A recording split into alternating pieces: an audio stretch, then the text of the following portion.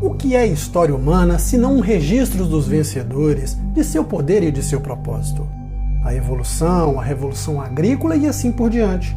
A maioria de nós está relativamente familiarizado com esses conceitos. Mas e se não for tão simples assim? E se essas histórias antigas, contos de deuses, de anjos, de gigantes e os inúmeros desastres sejam mais literais do que parecem ser quando olhamos à primeira vista? Se olharmos mais de perto, uma história alternativa sobre a raça humana é revelada. Ela muda totalmente o conhecimento convencional e a história do poder. Uma história alternativa que foi censurada porque está fora do entendimento humano, foi esquecida ou ignorada. Até agora, porque o mundo proibido irá revelar seus códigos secretos.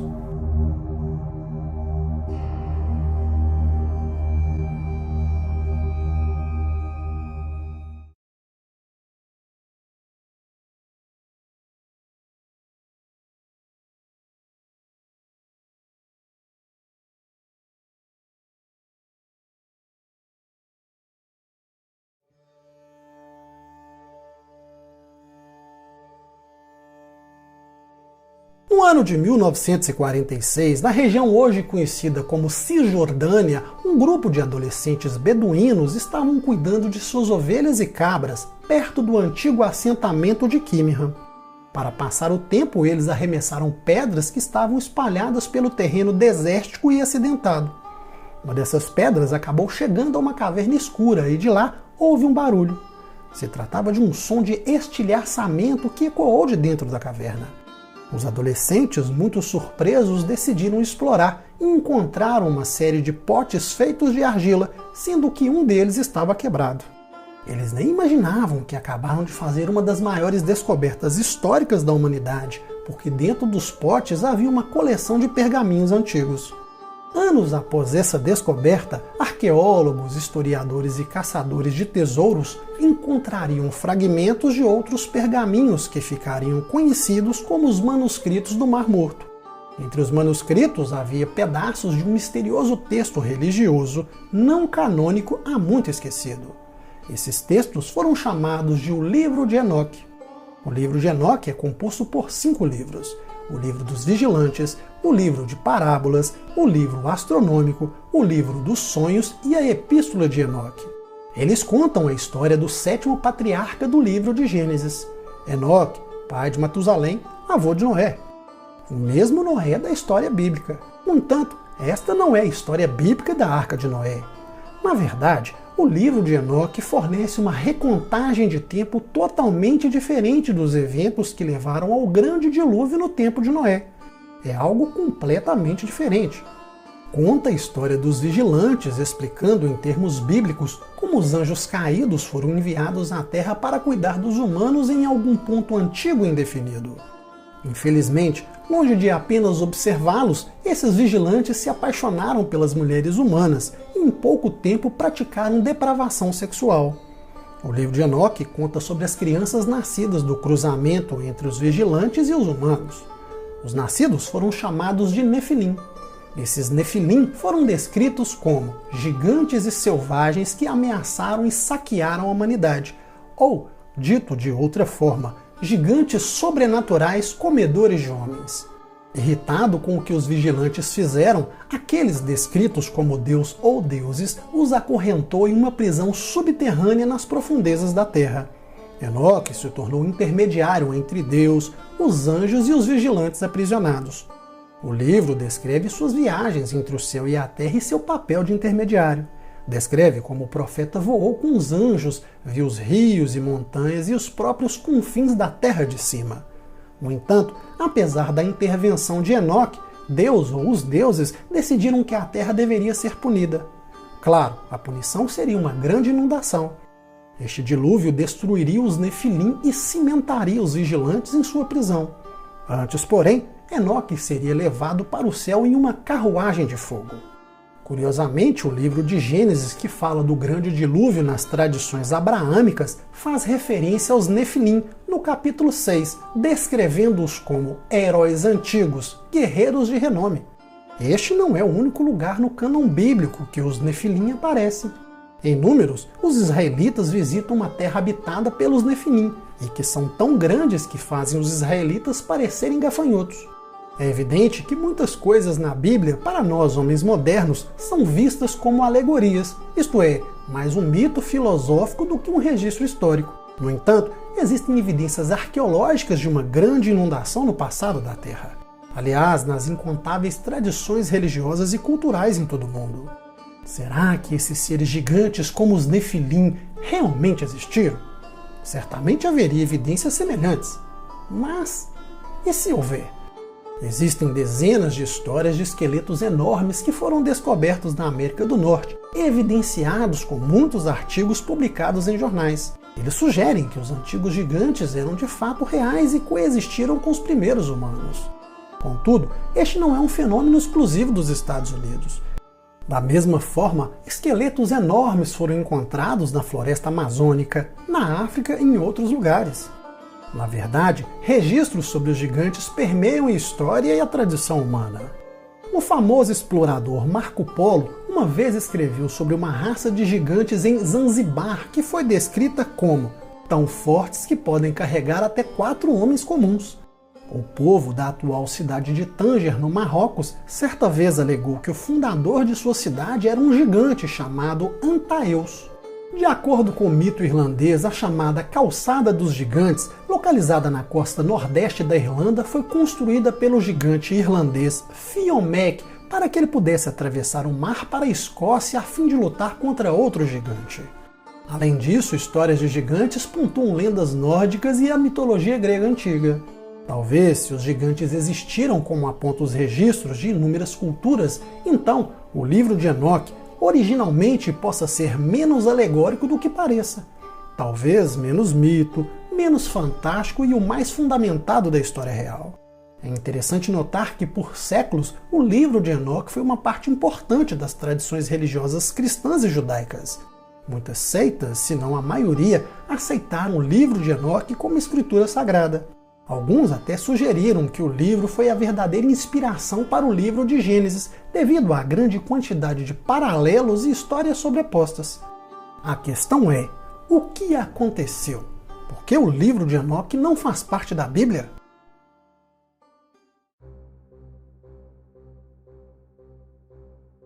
Para responder a isso, devemos voltar aos primeiros séculos após a morte de Jesus Cristo, longe dos 39 livros do Antigo Testamento e dos 27 livros do Novo Testamento que conhecemos como a Bíblia.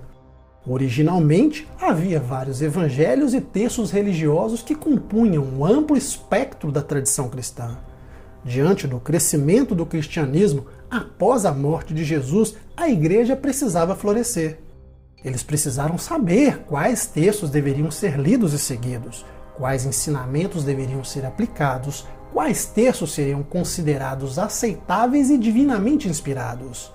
A igreja precisava da diversidade para criar a uniformidade, e a melhor maneira para fazer isso era criar um cânon oficial.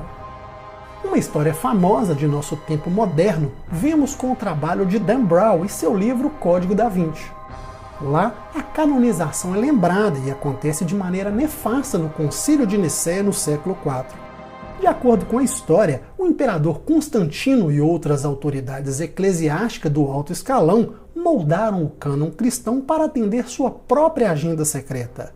No entanto, infelizmente isto, historicamente, não é algo preciso. O Concílio de Nicéia não determinou o cânon cristão oficial.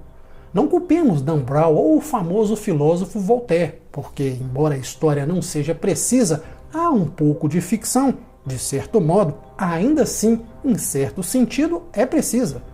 Membros do alto escalão da igreja certamente escolheram o que incluir no cânon bíblico oficial. Eles discutiram, mexeram os pauzinhos, classificaram seus oponentes como hereges e quase que certamente procuraram expandir seu próprio poder.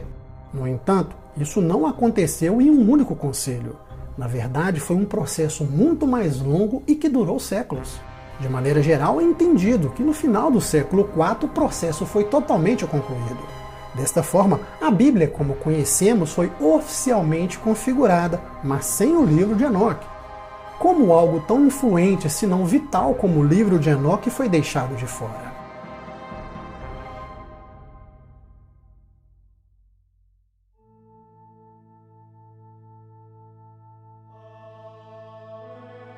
Para responder a essa pergunta, podemos examinar outros evangelhos que também foram censurados do produto final.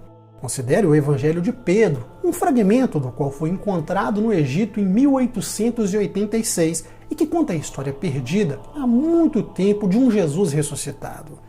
Jesus deixou seu túmulo, apresentou 2 anjos gigantes e uma cruz flutuante que fala.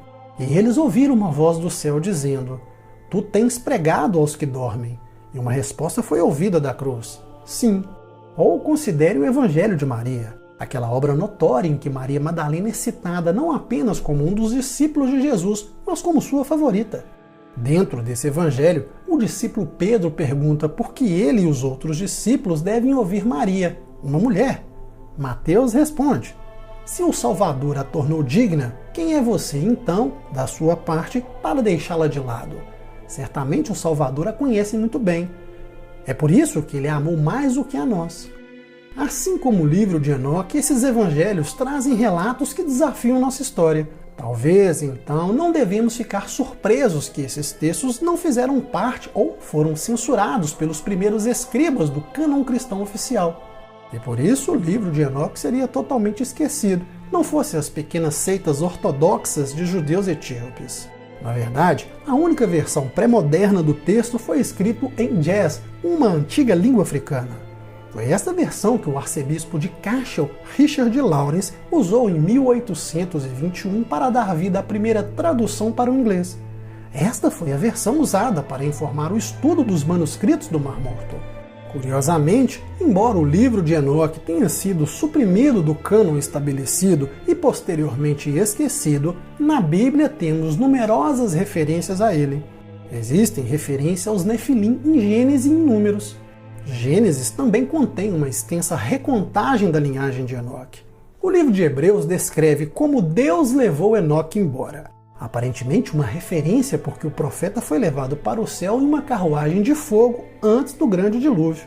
Além disso, em Coríntios há instruções de São Paulo para que as mulheres cobrissem as cabeças enquanto estavam na igreja.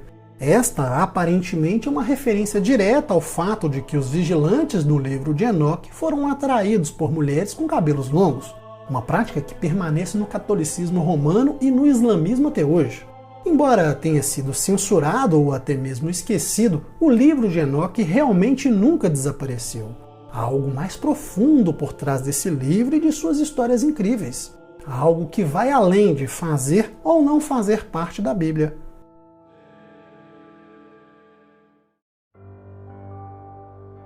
Foi apontado que Enoque, o 7º patriarca bíblico, é um reflexo do 7º rei antediluviano chamado Emendurana na tradição babilônica. Os antigos gregos acreditavam que Enoque era um ser igual ao deus Hermes, enquanto os antigos egípcios tinham alguém semelhante em sua própria tradição. Poderia citar inúmeros exemplos, mas devemos nos perguntar: por que Enoque, ou qualquer outro nome que se dê a ele, não importa, continua aparecendo nas tradições mais antigas? A resposta pode estar mais longe do que os gregos, egípcios ou até mesmo babilônios. Talvez precisamos voltar aos antigos sumérios. Conforme os textos sumérios, a Terra foi visitada por um grupo de seres sobrenaturais em algum momento do passado distante. Esses visitantes são descritos na tradição suméria de uma forma que é assustadoramente semelhantes às descrições dos vigilantes no livro de Enoque. No entanto, ao invés de observadores, os sumérios os chamavam de Anunnaki, que significa aqueles que vieram dos céus. Eles eram os deuses para os sumérios. Para os pensadores modernos, como Zecharia Sitchin e Erich von Däniken, eles eram uma raça ancestral de alienígenas que vieram à Terra. Curiosamente, os textos sumérios contam histórias desses Anunnaki que, assim como os vigilantes de Enoque, cruzaram com os seres humanos, criando uma espécie inteiramente nova, e nesse processo criaram os Nefilim. Da mesma maneira que no livro de Enoque, os Anunnaki ficaram irritados com a condição da Terra e provocaram uma grande inundação. É possível que o livro de Enoque, assim como em outras tradições relacionadas, estejam simplesmente recontando a antiga história suméria dos Anunnaki? Considere a revolução agrícola durante a qual os seres humanos fizeram a transição de um estilo de vida de caça e de coleta para uma agricultura de assentamento. no que hoje é o Kurdistão moderno. Cultivavam cevada, trigo e centeio, aveia, ervilhas e lentilhas também, enquanto cabras e ovelhas foram domesticadas. A fundição de cobre e chumbo ocorria na região ao lado da tecelagem e da fabricação de cerâmica. Além disso, essa antiga cultura curda foi a primeira a desenvolver um roteiro, sendo uma das primeiras sociedades letradas da humanidade. Por isso, se perguntam como os seres humanos conseguiram um salto evolutivo tão rapidamente. Curiosamente, o povo curdo afirma que são descendentes dos filhos de Jinn, ou filhos dos espíritos. Seria mais uma referência cultural milenar da procriação entre os Anunnaki e as mulheres humanas? De acordo com os sumérios, foram os Anunnaki que trouxeram conhecimentos avançados e a tecnologia para ajudar no progresso da civilização humana. Muitos sugerem que isso explicaria os monumentos aparentemente impossíveis, como as pirâmides de Gizé e Teotihuacan. São aqueles monumentos antigos com extraordinária sofisticação e que são completamente inexplicáveis, sobretudo por causa de sua cultura e das circunstâncias sociais conforme os registros históricos. Talvez isso também explique como os seres humanos foram capazes de fazer essa transição. Passaram de caçadores ou coletores nômades para civilizações sofisticadas, porém em um período de tempo historicamente insignificante. O mais incrível é que o livro de Enoque descreve um processo quase idêntico que ocorreu com os vigilantes, espelhando os Anunnaki, fornecendo aos humanos conhecimentos e tecnologias avançadas. Eles ensinaram aos homens a metalurgia, mineração, a ciência e a medicina. Ensinaram a ler e a escrever. Ensinaram como ler as estrelas, como usar cosméticos e a fazer joias. Também revelaram os segredos da arte da guerra.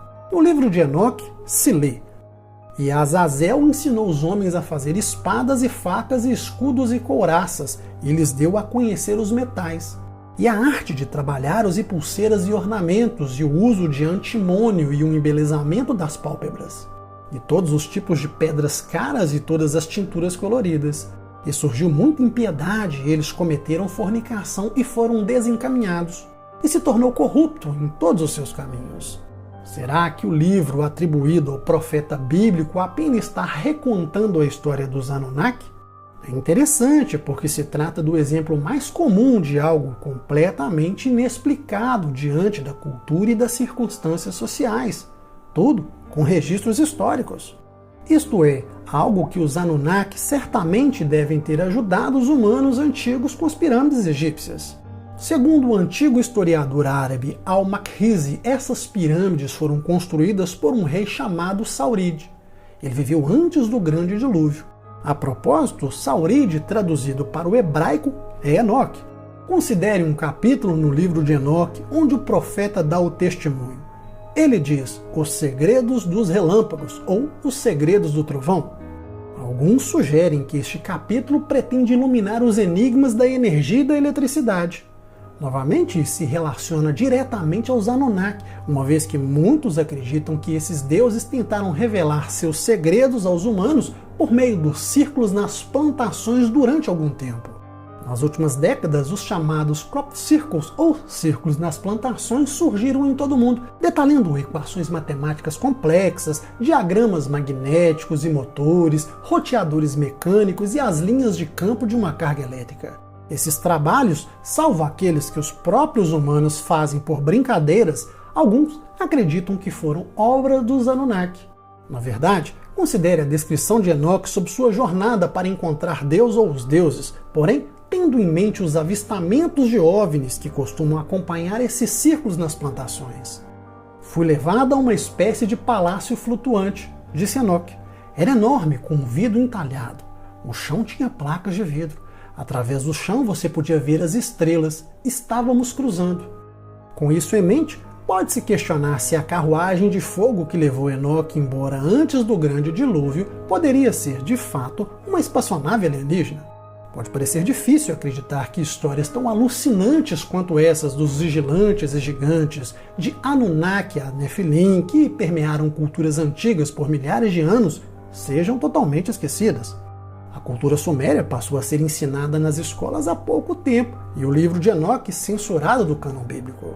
No entanto, Dada a forma como essas histórias remodelam fundamentalmente a história humana e redefinem o que os seres humanos talvez sejam, sua exclusão não pode ser uma surpresa.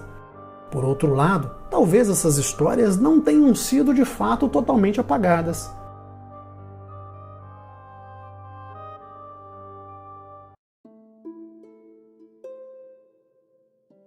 Considere a conhecida história bíblica de Adão e Eva e o Jardim do Éden.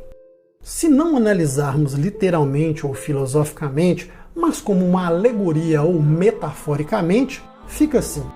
Deus criou Adão para cuidar da terra, assim como Deus ou os deuses enviaram os vigilantes no livro de Enoque. Na costela de Adão, Deus cria Eva. Adão e Eva procriam, representando o cruzamento entre os vigilantes e as fêmeas humanas. Adão e Eva são informados que podem comer o que quiserem no Jardim do Éden, exceto o fruto da árvore do conhecimento do bem e do mal. Eles comem da árvore do conhecimento, isto é, passam a ter conhecimento. Isso representa os observadores trazendo a tecnologia avançada e o conhecimento para os seres humanos, que talvez não fossem evoluídos mentalmente para lidar com isso. Assim como comer o fruto da árvore forneceu a Adão e Eva o conhecimento de Deus, da mesma forma, o livro de Enoque descreve como os vigilantes revelaram segredos eternos que foram preservados para o céu que os homens estavam se esforçando para aprender. Lendo a história de Adão e Eva desta forma, é fácil ver os paralelos com o livro de Enoque. E talvez seja exatamente esse ponto. Talvez as pessoas que escreveram a história de Adão e Eva estivessem simplesmente recontando as histórias do livro de Enoque, porém, à sua maneira. Estavam recontando a história suméria dos Anunnaki, como tantas religiões e culturas fizeram antes deles. Assim, colocaram esta peça-chave da história humana, os códigos secretos, mas de maneira alegórica em seu próprio cânon religioso. Talvez para que esses registros tão antigos pudessem continuar existindo. O que é a história humana? É isso que é dito por meio dos livros de história oficialmente válidos? Ou é algo mais profundo, algo mais incrível e talvez esquecido? Talvez a resposta não esteja escondida, mas em plena vista de todos, o tempo todo.